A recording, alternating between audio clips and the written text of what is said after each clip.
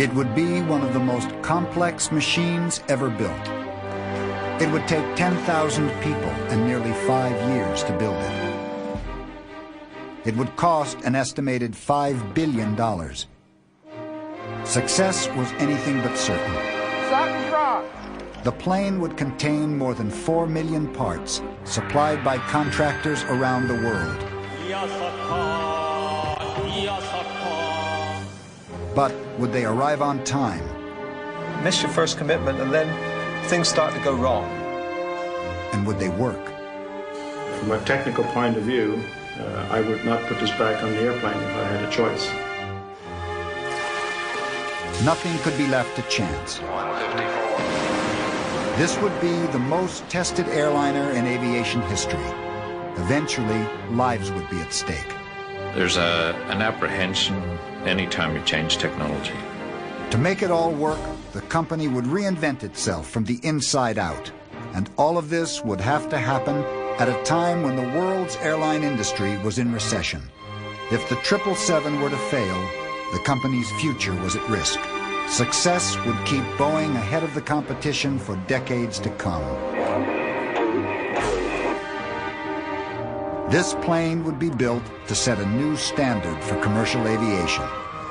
This is the story of the building of a 21st century jet.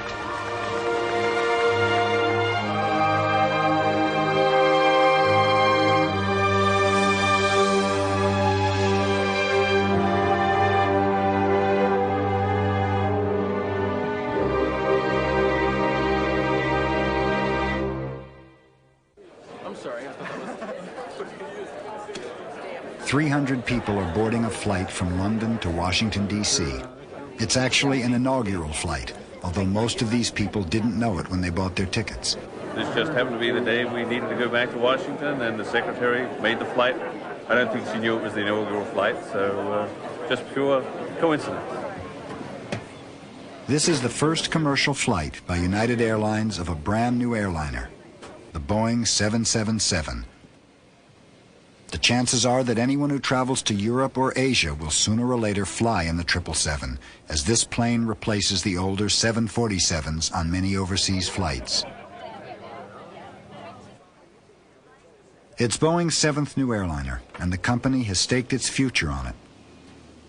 In economic hard times for the airline industry, Boeing hopes the 777 will keep the company prosperous well into the 21st century. To put it on, slip it over your head. But the investment and the risk are enormous.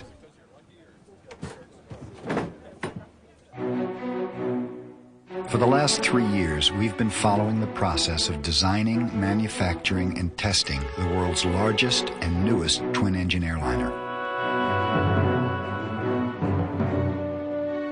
It's cost an estimated $5 billion.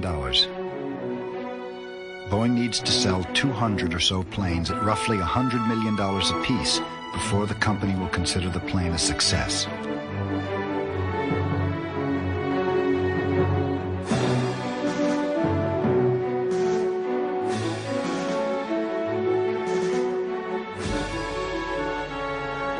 Back in mid-1992, Boeing began assembling and training the 10,000-strong team whose excitement and disappointments would punctuate the complex process of plane making. How are you? A key figure in this drama was Alan Mullally, the 777 director of engineering. He had a boyish charisma, a fierce pride in his company, and he was determined that the new plane would succeed. Best airplane company in the world. But in the time since Boeing had developed its last airliner, the aviation industry had changed. It had become harder to hold on to a share of the market. What's different with the airlines? They have choices. They have choices. They haven't had so many choices before. All except the 747, Airbus has an airplane that can match every one of the Boeing airplanes. So they have choices for the first time in history. This new competition had come about because of a gap that opened up in the commercial aviation market. The airlines wanted a long-range plane that was smaller than Boeing's 747, so Boeing's two rivals started manufacturing new planes to fill that gap. Airbus with its A330 and 340, and McDonnell Douglas with the MD-11 and 12.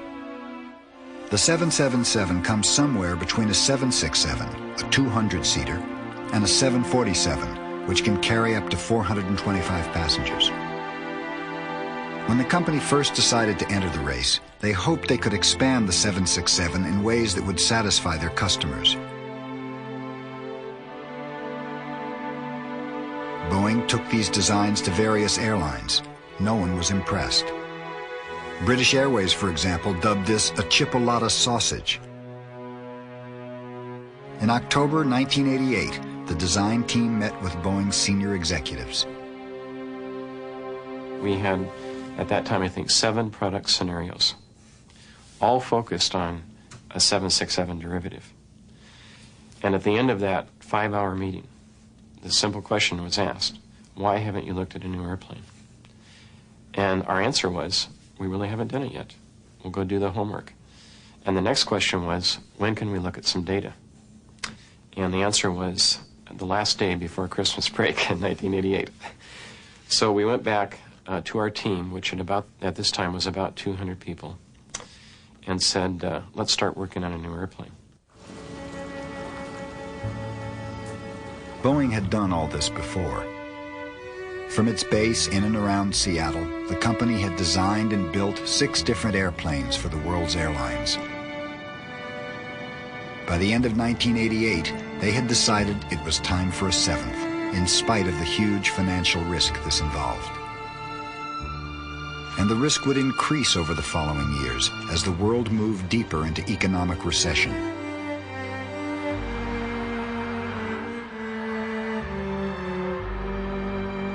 When President Clinton visited the Boeing plant early in 1993, he reminded the assembled workers of how bad things were for the airline industry.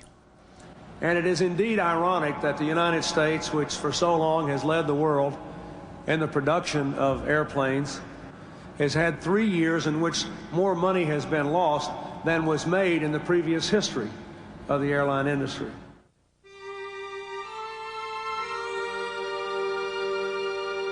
The economic situation would prove a constant source of anxiety for the plane makers as they got underway on the 777.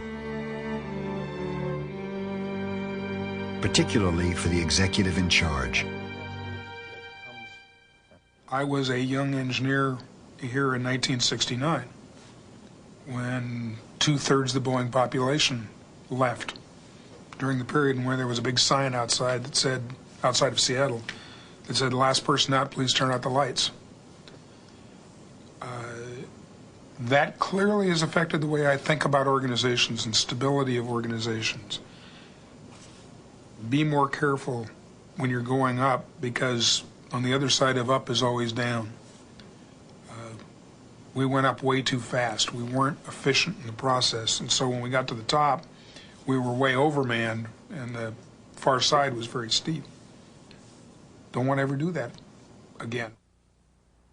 To justify the huge investment in the new plane, Boeing needed a launch customer, an airline that would commit to buying a significant number of the new planes in advance. They naturally turned to United Airlines. The two companies had been partners in the early days of commercial aviation. This is United's first Boeing airplane, the earliest all-metal transcontinental passenger airliner. The company has since bought more than 1,000 Boeing airplanes.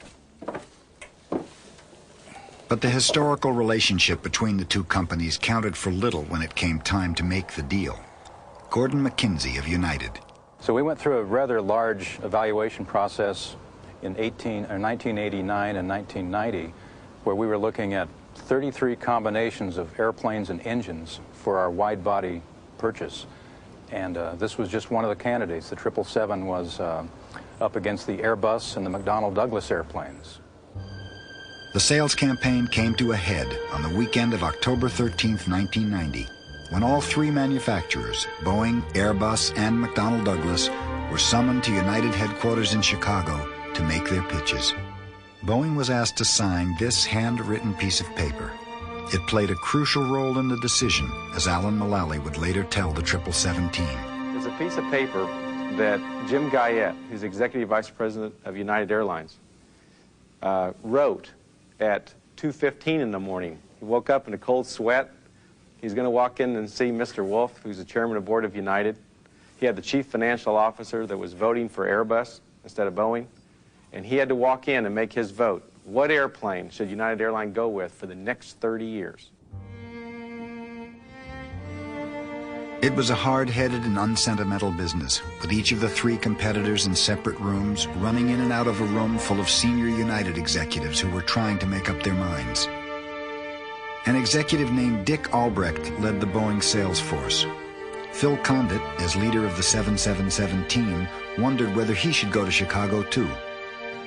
I talked to Dick Albrecht, said, do you need me there?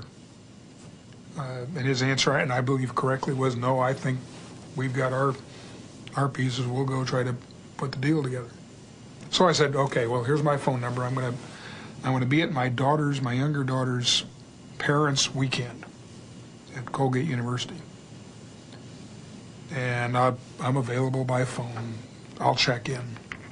Well, it was emotional because when we went in there, I think it was a Thursday morning, we were told by the senior VP of Finance that we weren't leaving that building until the deal was done. So we'd all checked into local hotels, and we were there watching the sun rise over our corporate headquarters twice. After a while, I was reasonably certain that the phone was probably broken because it didn't ring. Sitting there watching it, nothing happened. So I called Chicago, and they said, we're just sitting here, but we expect something in the next couple hours.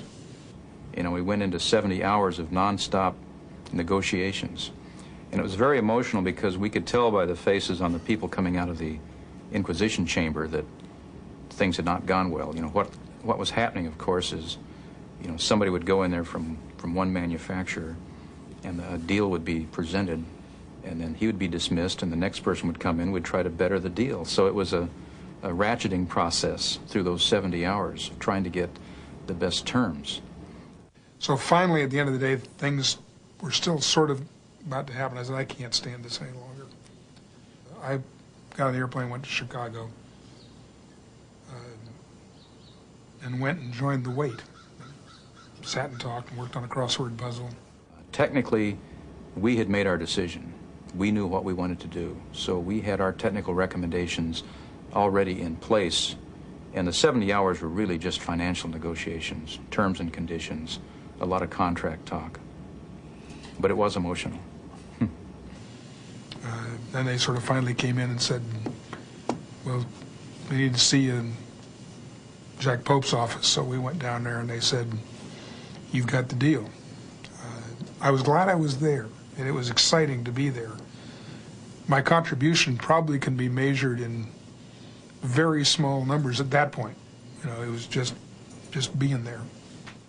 What clinched the deal was the agreement put in front of Boeing by Jim Guyette.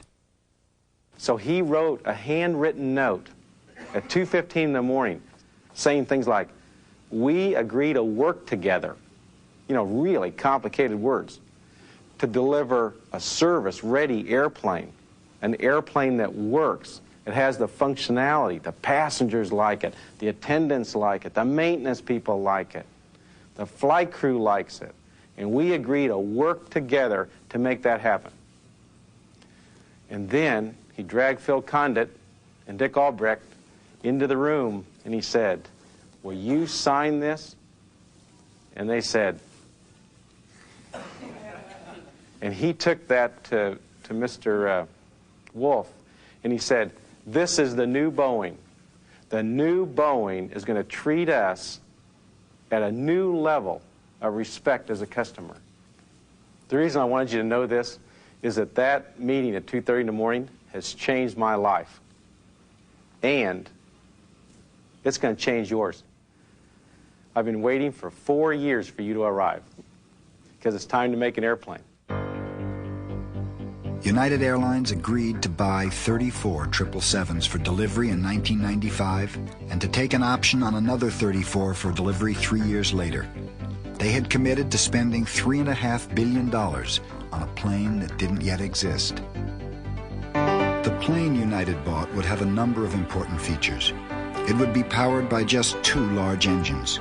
It would be guided by a state-of-the-art electronic control system, and it would be built from the newest and most reliable materials. It would also be a very big airplane. Not quite a jumbo, but not far from it. The diameter of the engine would be as wide as the whole fuselage of a 737, and the horizontal tail would be equal to the 737's wing. But it was the interior of the plane that most interested the customer. To show off the interior layout, Boeing spent hundreds of thousands of dollars on a life-sized mock-up. It would be an essential sales tool. Early on, Lord King, chairman of British Airways, was given a guided tour. Hello. Lord King is shown an important area at the back of the mock-up, called by salesmen the dirty pool, with an emphasis on how the 777 would compare with the competition. So all the wide bodies flying today, because what we were after was, you said make it bigger and make it roomier. Well, this is what people are used to flying. Here's the contour, and here's the bends. Here are the bends. Here's the 777, the 5 inches larger. You can see the contour, and then the effect of the bend. Okay, All right, let's look at the back. In previous Boeing planes, full-scale mock-ups of the aircraft, inside and out, were not just marketing tools. They performed an important role in the design process. With the 747, for example, Boeing built several life-size mock-ups of the whole plane, with every part modeled in detail before the design was finalized. It was the only way the engineers could see whether or not the pieces fit together.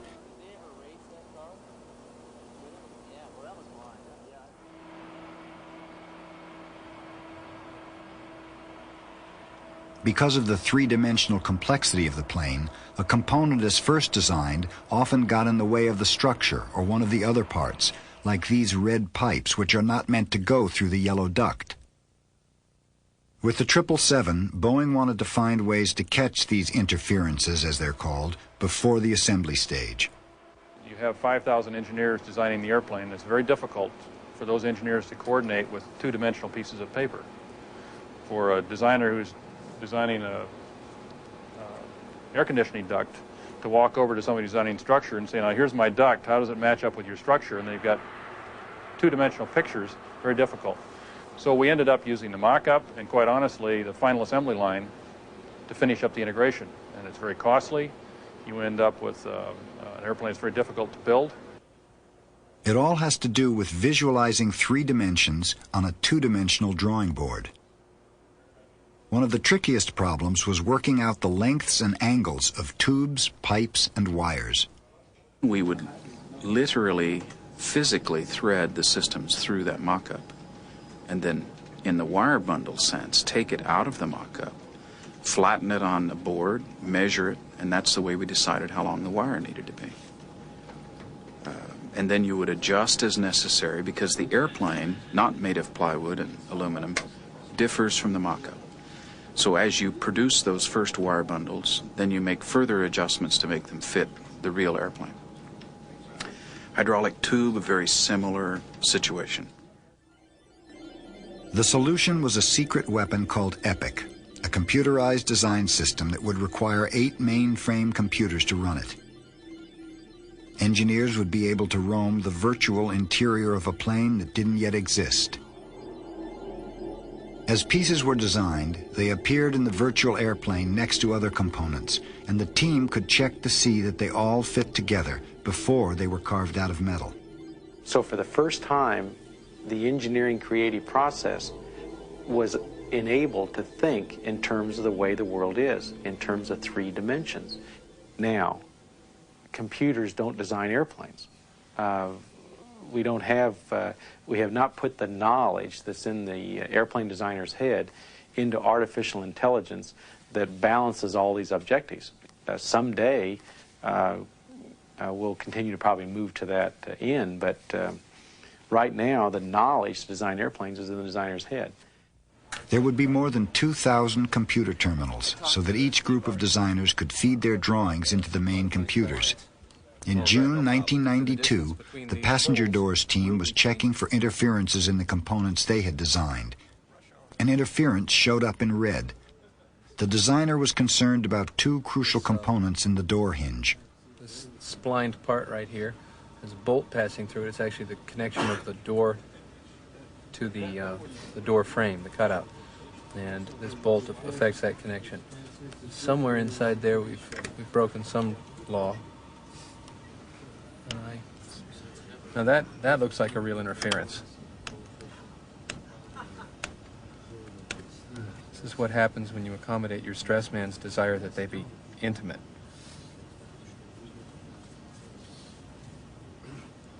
Ah, they interfere for the entire head of that bolt. But the actual amount it interferes, we really tell by cutting through the two of them and looking at an accurate cut, which doesn't take hardly any time at all. Now this, yes, the second circle is just a little bit larger than the first circle, and I do indeed have a little problem here. But it's a very small one. We haven't released any drawings yet. Another innovation on the 777 would be a new method of organizing the 10,000 or so people building the plane. On past projects, airplane design had been bedeviled by communication problems between the many different divisions in the company. For the 777, Boeing would create new work groups called Design Build Teams, or DBTs. They would include people who had never before worked together. I wish that I could say that design build teams were sort of one of those wonderful ideas that sort of leapt forward and you said, aha. In a lot of ways, it is a return to some things that have worked in the past that were scale driven. If you go back to the early airplanes that Boeing built, the factory was on the bottom floor, engineering was on the upper floor. Both manufacturing and engineering went back and forth. When there was a problem in the factory, the engineer went down and looked at it and said, well, you better do this. The entire design department was within 50 feet of each other. As the scale went up, that gets harder and harder and harder. And if you're not careful, organizations, just by the way they behave, want to form little enclaves. So structures goes off over here, and air conditioning goes off over there, manufacturing goes over here, and planning goes over there, and finance goes over there. And then one day you turn around and you've discovered there's an us and them attitude. If only they would do this, then our job would be easier, and if only they would do this. The passenger doors were designed by one of over 200 design build teams, each responsible for a major component. Making an airplane door that works involves the complex interaction of geometry, materials, manufacturing, and in-service maintenance. At one point, this team faced a problem that brought up all these factors. That's a full-size drawing of the two cutouts in the door skin that are located very closely together. And again, our principal concern is making sure that with all of the parts that have to be integrated into this area and the fasteners that have to be put in the skin, do we have enough room to do all of that, and will the assembly be durable and damage tolerant? The problem involved a metal area of the door skin between the window and the door handle cutout that was uncomfortably narrow. The designers have two questions. How strong a force would produce a crack in this area? And if the metal did crack, what force could enlarge it and lead to the door failing? They get two different figures from the stress analysis engineers. It would take a force of 27,000 pounds per square inch to crack the metal. But once a crack had formed, the force of 12,000 pounds would be enough to open it up. That's the way we perceive the situation. 12 is the upper limit at which the crack will not grow, and in this area, there's not much room for a crack to grow. We're very tight. I guess the problem, what's still not clear in my mind is, for the identical area under the identical consideration, are you getting a recommendation of 12 from one guy and 27 from another? Yes, for two different reasons. Right. And if you follow the first guy, you would in all cases restrict the stress to 12. Yes. And the second guy says, as far as he's concerned, you could go to 27, but he's not considering the other requirement. That's correct. Okay. That's correct. We could work it to 27, but if a crack should start, it's going to grow right across the area. Okay. If we hold it to 12, it immediately satisfies the other one. Okay. That's all we're saying. There were 4 possible fixes, involving thickening the existing metal or adding an extra layer called the doubler. However, since any cracks would be easily visible, perhaps they could just ask the airline to keep a lookout. Just call for a special inspection in that area. That's an alternative. True. Not pleasant, agreed, but it's an alternative. Especially since we've already told United we won't have any of those. That's right. But this happens to be on a door that gets frequently used. The number 4 door is supposed to be one of the most frequently accessed for loading the aft galleys and so forth. It may not be much to have an experienced person show up there every so often and just take a close look instead of having to have something leap out at you and say, I have a crack, I have a crack. I understand. It took another 4 months to solve the problem entirely by designing an extra layer called a doubler to go behind the outer skin. Well, if we just left it a skin without this doubler here, it may be strong enough for static strength, meaning it can take the pressure of the airplane, but over repeated pressurizations, eventually it would get tired, it would fatigue, it would crack, and the crack would then go across here. The airlines would catch the crack, and then they'd have a very difficult maintenance job to go in and repair it, perhaps putting the doubler, maybe one like this, on the outside, which then is drag and etc. So it pays us to figure this all out ahead of time and put it in behind. In mid-1992, while the team was still designing the door, they built a prototype for a very important cold weather safety test.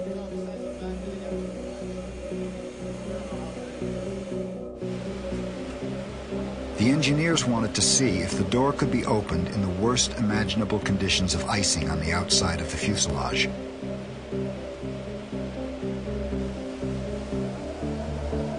The first stage of the test involved spraying the door with water all night in a low-temperature chamber until there was a thick layer of ice.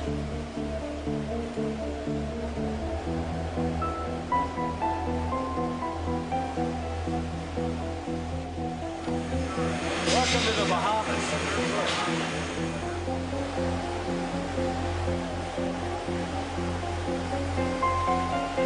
But how could a plane ever get into such a state?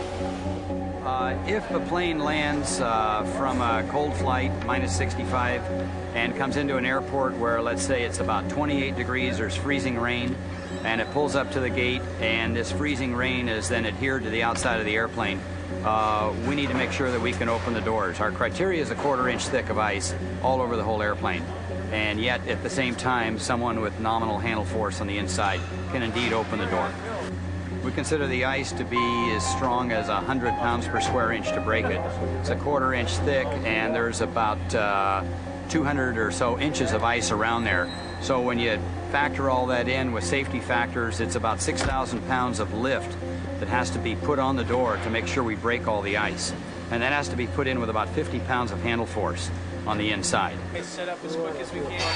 The following morning, the door had acquired a thick enough layer of ice to test the mechanism.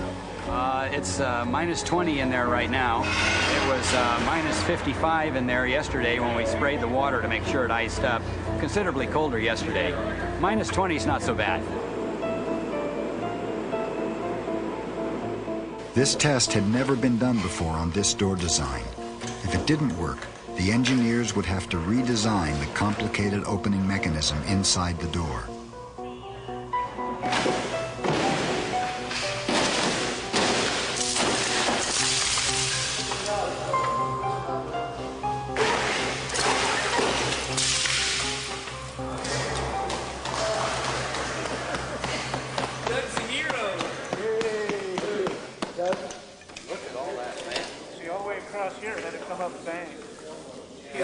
right Now off this the bat. the girth bar was right against here? Right, this is all fabric. That's great. It'll show up automatically. Boy, it's nice. This is a big key test, and it worked great. Feel real good about it. Right. Another part of the plane that was being tested long before the 777 existed was the flight control system. Boeing equipped one of its smaller planes, this 757, with a prototype of a brand new system that would be used in the 777. They had to test it in flight. Right now I'm holding a lot of column force. These tests came after many months of testing in simulators on the ground. The new system was called fly-by-wire. I'll go to 10,000 feet and about 250 knots, and we'll stop there and do some evaluation. Fly-by-wire is an unfortunate term. Probably electronic flight control system is as close as you can come to the real definition. But it's simply the idea that we use electrical wires rather than mechanical cables to transfer signals from the front end to the back end of the airplane.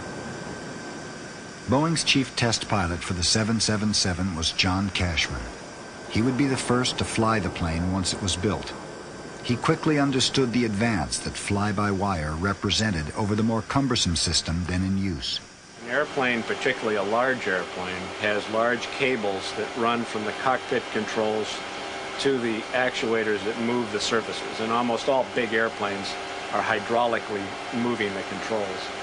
Those large cable runs are very difficult to rig and very time-consuming to maintain them in rig.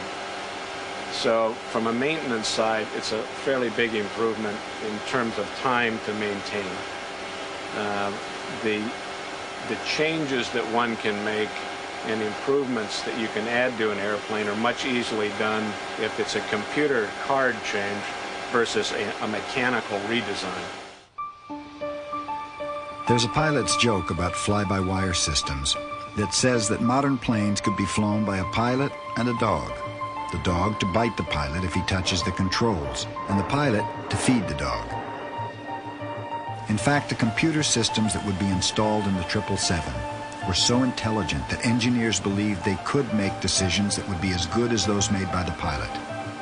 But Boeing stopped short of letting computers fly the plane. It was a question of safety. The biggest disadvantage from a safety point of view is the potential that you haven't thought clearly through all of the events that may occur and taken enough precaution. There's an apprehension anytime you change technology, and particularly when you switch from mechanical, which is visible, to electrical, which is not. And so to some extent we've taken a conservative approach to make the airplane fly like a conventional airplane from a pilot's point of view.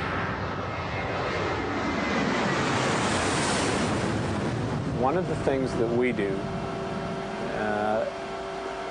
in the basic design is the pilot always has the ultimate authority of control.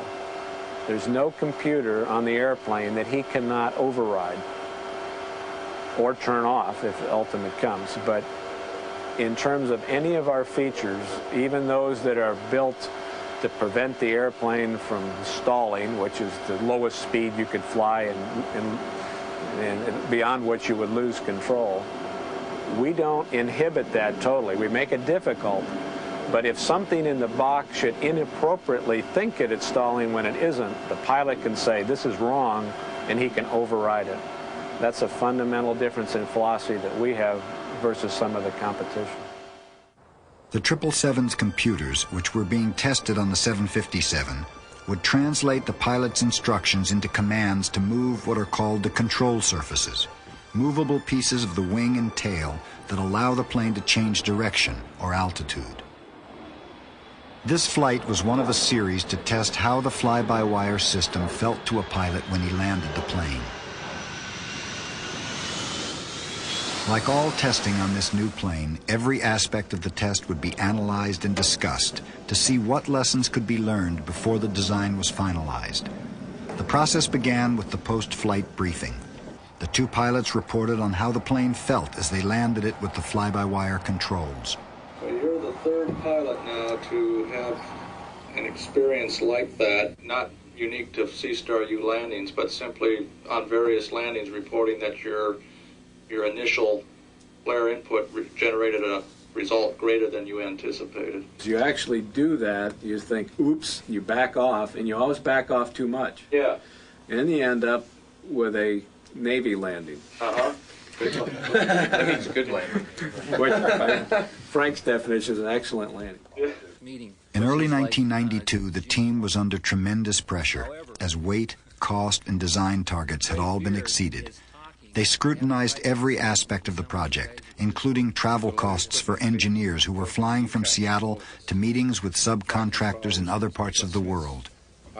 We looked at the cost of travel. Right now we travel business class. And for my group, the difference between traveling business class and coach with what we project our tests are going to be, testing support and meetings, is something the order of $700,000. Now, we're at a stage of the game where I'm not going to piss my guys off and say you travel coach and everyone else travels business class. So what I'd like to propose is that the 777 program proposes that when we go to UK we fly coach. I think we could save a tremendous amount of money. I have a guy who's fairly big. Well, I think, and so do I, and I think we can make an exception and it is for that. very uncomfortable. Yeah. For that length of flight and then to carry on a meaningful meeting next day. But we did this for years and years. It's only in the last 5 years or so that we've started to fly business class. Let's do what Hardy said and pass that and see what kind of reaction you get, and then let's bring it up next time. It would probably have been unfair to ask if the economy seats in existing planes were too narrow, who designed them, since it was the airlines and not these engineers who decided how many seats to put in a plane. The next item dealt with another thorny subject, office space. With a move to new offices coming up, there was some contention on how the new offices had been assigned. Some of my supervisors have come in to me about the move to Everett, said they thought that all first-line supervisors are in cubes, but they hear that some first-line supervisors are in offices.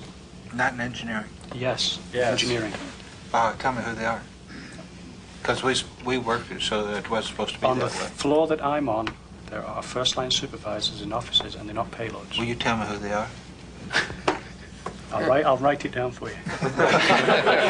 Because they tell me that we fixed it. Alan decreed. We still owe them engineering. New terminology came thick and fast at this stage of the project.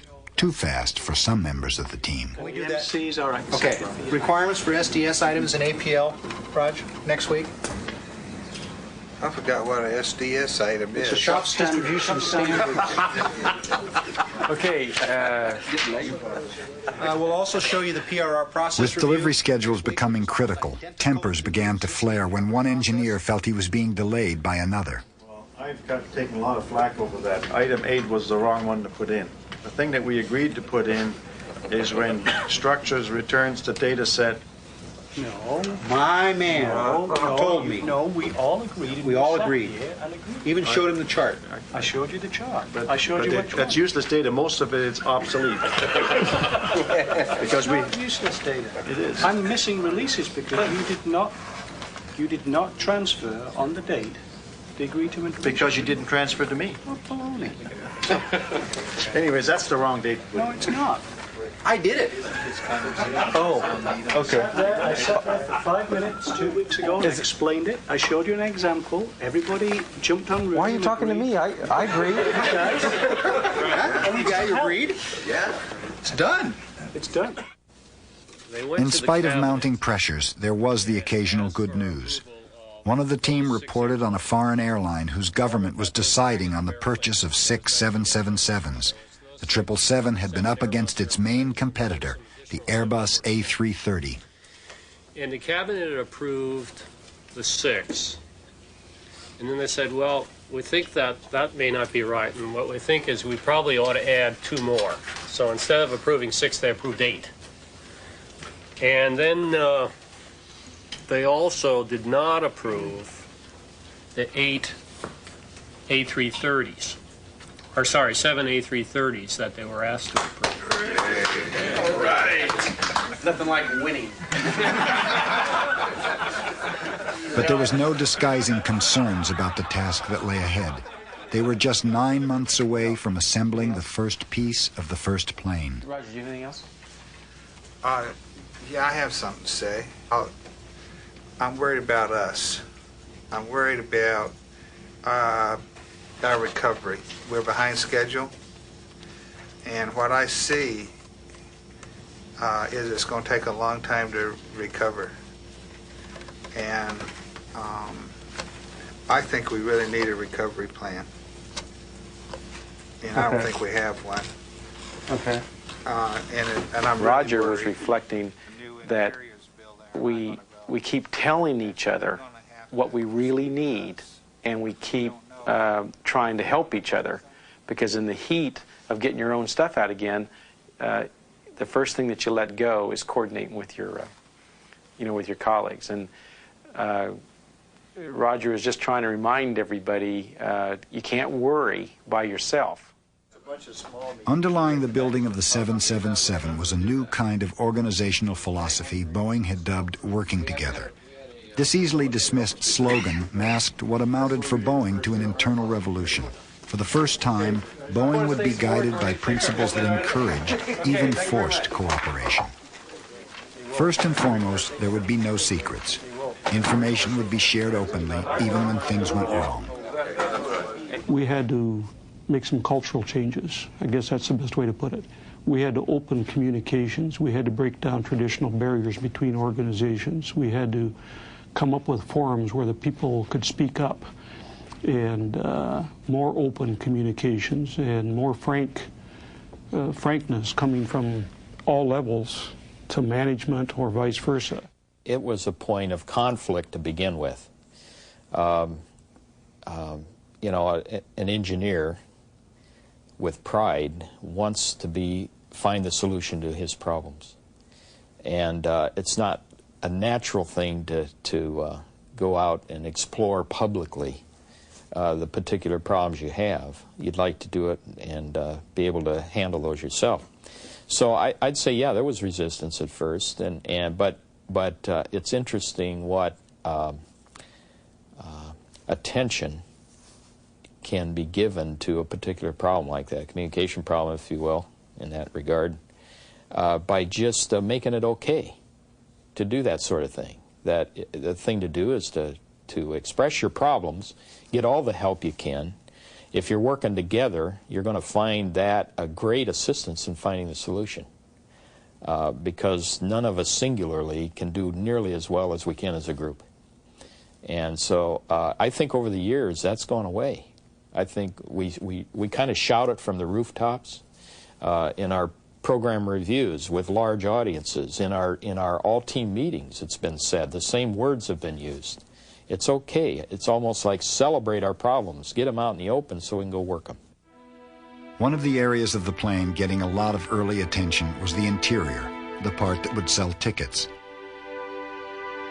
Less visible to the passenger, but equally important, was the design of the cockpit. The color scheme we kept basic, the same as the 747. And the reason why is because there was a group of people who did a study on color, and they found that warm colors like brown were more inviting to a pilot, and also it kept them more alert. And also we found that brown hid more of dirt than any other color. But the pride of the 777 cockpit would be the cup holder. For the coffee cup holder, we come up with concepts first in a drawing, and then we make them out of cardboard.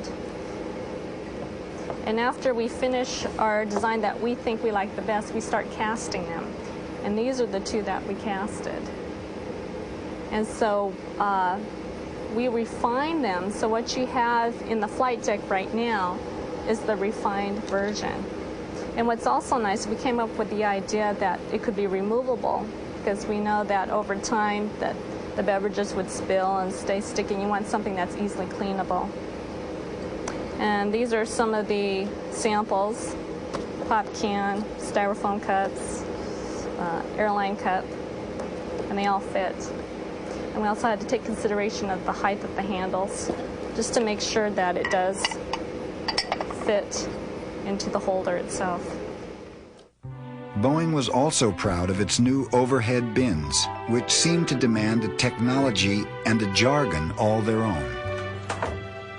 We have 3 sizes of bins, and those bins can be shuffled to any arrangement to sneak up to outboard monuments. We call them monuments labs, closets, galleys, etc.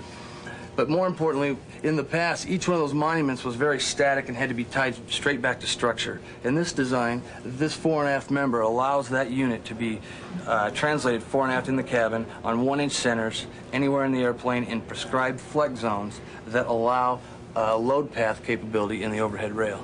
The Japanese were expected to be one of the largest purchasers of the 777, but would be among the shortest in stature.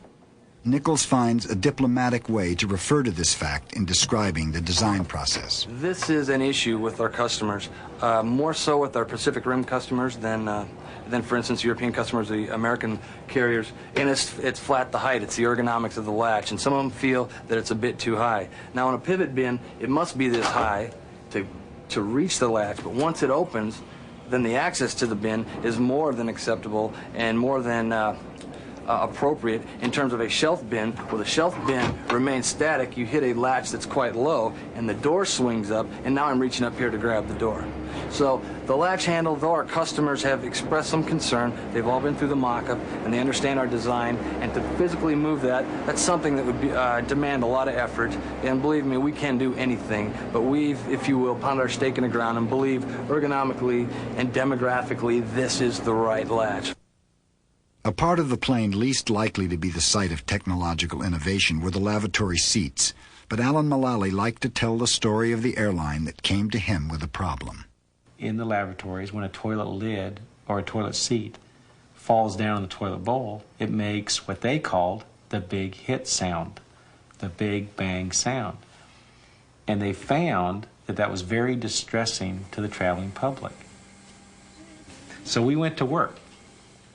We got the mechanical designers, the electrical designers, and the toilet suppliers and makers of toilets and toilet lids. And we got them together, and we started to work on a small device that we could put on the back of the toilet lid. You can see this device right here. And this little device could go on the toilet lid, and we could put another piece out the other side that could hook onto the toilet seat.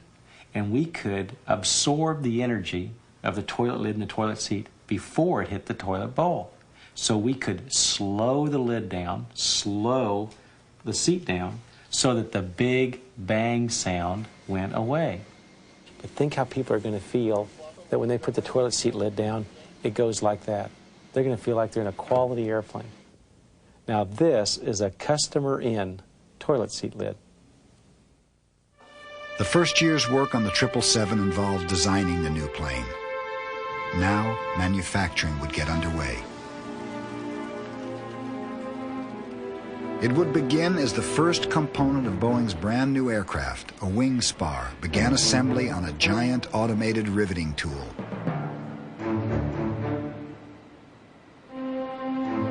This piece was a long, thin metal spar that would run the full length of the wing. Over the next few months, the rest of the wing would be built up around it.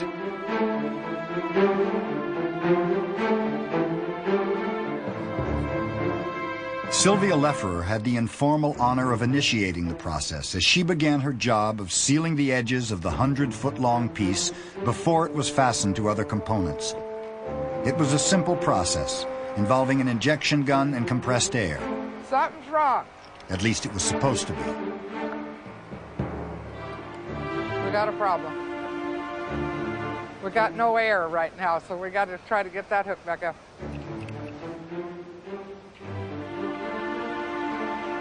Well, it did for a minute. Maybe it just bled out. Once the air started flowing, she smeared a layer of gray sealant along the piece. After years of doing this on other planes, she could produce a layer of constant thickness the entire length of the piece.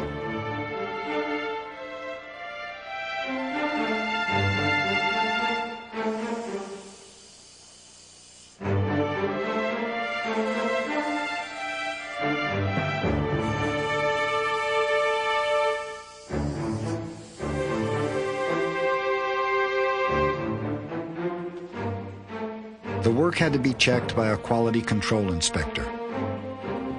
Too thick a layer would add weight to the plane. Too thin and it wouldn't seal properly or prevent corrosion.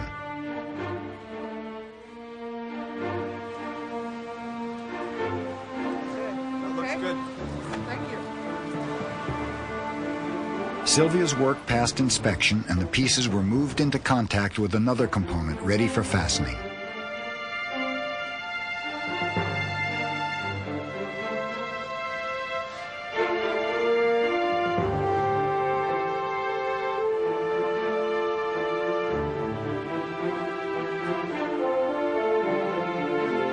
Then there was another small problem.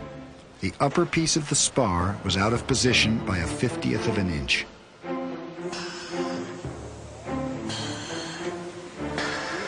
The lower chord's at its locator inboard. The upper chord's 20 thou outboard of its locator. You mean we just want to index up right there, right? That's correct. Couldn't we just take a big C-clamp and tabulate it? You might as well use the provision of the tool, what it was built to do. Let's go ahead. To move this way? Yeah. Okay, I want to see it. I haven't seen it. That's what this ratchet handle does here. See, you clamp this here, and then just hopefully move this upper cord inboard. Are you ready?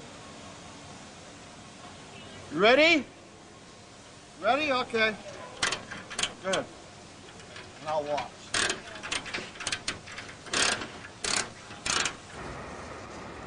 Over in the 777 team's brand new office building, Alan Mullally arrived for work. It was just a few days after Christmas. Mullally hadn't had much of a holiday. But I came in on all but 2 days. But it was kind of a nice time. It was almost like a time to kind of reflect on the past year and think about the priorities for '93. We had quite a few people working, especially in engineering and in operations and planning and tooling, where they were supporting the first parts of assembly. So I talked to quite a few of the structures engineers and the planners and the toolers associated with structure, just to get a feeling for how they saw it, what their problems were, and challenges and stuff. Although the team had started assembling the wing, the design of the plane was not finished. But really, the way we lay out the program is that we stretch that process over nearly 2 years. So what determines what parts are going to be designed is the sequence of when it's going to be assembled. So the actual designing of all these parts is spread over 2 years. So even though we're seeing parts being assembled for, like, the front spar, those are the parts that were designed first, because those are the parts that need to be built first. But right now, all the payloads area, like all of the bins and the seat tracks and stuff, they're just being designed now because they'll go into the airplane later in the sequence. The beginning of assembly was a significant milestone in the life of the 777. But now there were only 18 months till a piece of metal in this tool would fly, along with 4 million other components, on the airplane's first flight. And as Mullally looked ahead, he and his team faced an ongoing recession in the aviation industry. How would this affect the fortunes of Boeing's new plane? It's so important for us that we absolutely not let the current events affect our intensity on getting this program done, because this is such a long-term business and these projects are big and they're made for the future, that we just can't let the anxiousness and the ambiguity of today's environment in any way slow us down. And so we talk about it. We talk about it openly. We talk about every cancellation. We talk about every airline that gets in trouble, every airline that has to go into Chapter 11, bankruptcy, and what it means to Boeing. And we talk about what's happening to Airbus the same way and what it means to us. And it's okay. It's really important that we talk about it. And then we move on to what our real job is, and that is stay focused on developing the airplane for the future. And that's our strength to keep going. But it is worrisome. The team's morale was at a low point, But there was no stopping the plane-making machine that had lumbered into action. They were committed to building the 777 whatever the challenges, and there were certain to be more of those in the months ahead.